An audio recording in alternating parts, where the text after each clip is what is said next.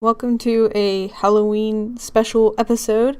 I'm going to be doing a build in The Sims. I'm going to be trying to do like an old Victorian house, kind of like for the vampires. It's set in the vampire world. I thought it'd be a nice background. And then while that's going on, I will be talking about some of the spooky things that have happened to me in my past. If you hear any weird sounds, it's my cat. She's full of spunk. I apologize. It's not no ghosts. So I suppose it would make most sense to start off with what I remember earliest in my life. That is strange. I lived in this little 2-bedroom house. It had a medium-sized yard. It had like a detached garage. It was a nice little tiny house. Up until I was 9 years old.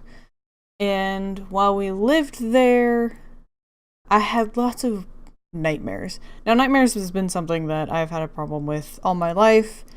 When I was very little, I suffered from night terrors, and if you don't know what that is, it's where a child will have like really bad dreams. They'll have fits in their sleep and stuff, but when they wake up, they can't recall what they were dreaming about or anything, so it just scares them awake and then they go back to sleep, kind of a deal.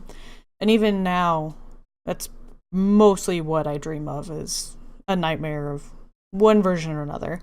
But I can remember a lot of the nightmares from when I lived in that house, and most of them had to do with very angry ghosts.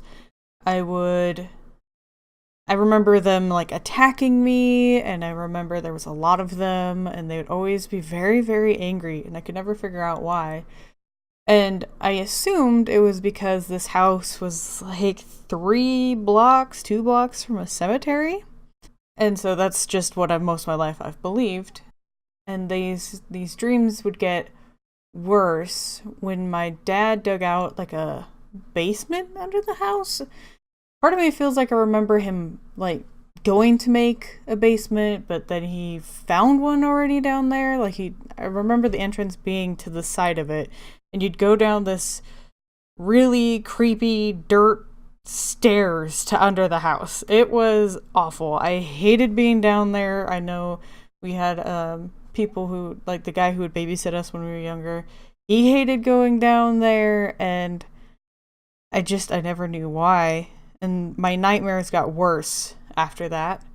And it's probably just, my childhood brain being like, there's a freaky thing down there, and just adding it to my dreams. But many years later, I talked to my mom about it, and it turns out that the reason we were able to rent this house was because the original owner was in prison for being a mass murderer.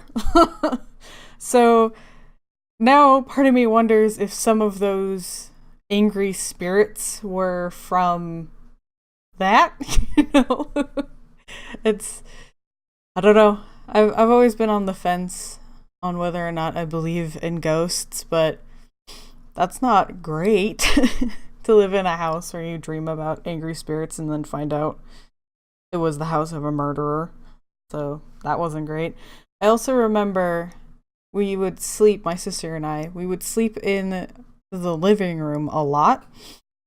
And I remember one night in particular, my mom was trying to get us to sleep in our own actual beds that night.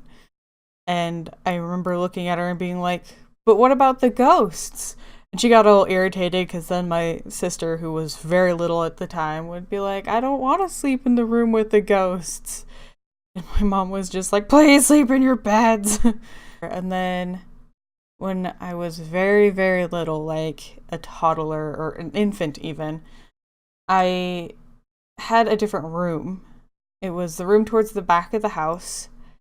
And my mom had, while she was pregnant, she'd painted the walls and decorated it for me. But I would sit in one corner, screaming and crying and pointing into the other corner. Just sheer terror.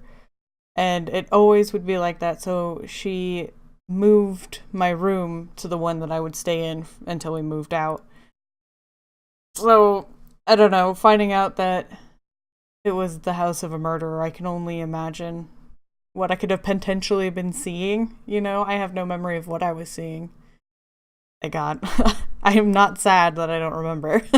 You know, I wouldn't want to remember that. So that was the house that I lived in until I was 9. And then we moved into another house where we stayed only a year, I think, maybe 2, but I'm pretty sure it was just 1 year. And I didn't think anything was weird with that house, except for 2 things. One, my sister, who was very little at the time, she would have been 5 or 6, I think, insisted that there were 2 ghost children who would hang out in the area outside our bedroom. And then there was another under the house thing. This is why, from now on, I don't want any basements in my houses. Don't want them. They're always creepy, they always give me bad vibes, and this one was no exception, because the only way to enter it was, this was one of those houses where in the front it was only 1 story, because the second story was underground, but in the back everything was exposed, and it was under the deck.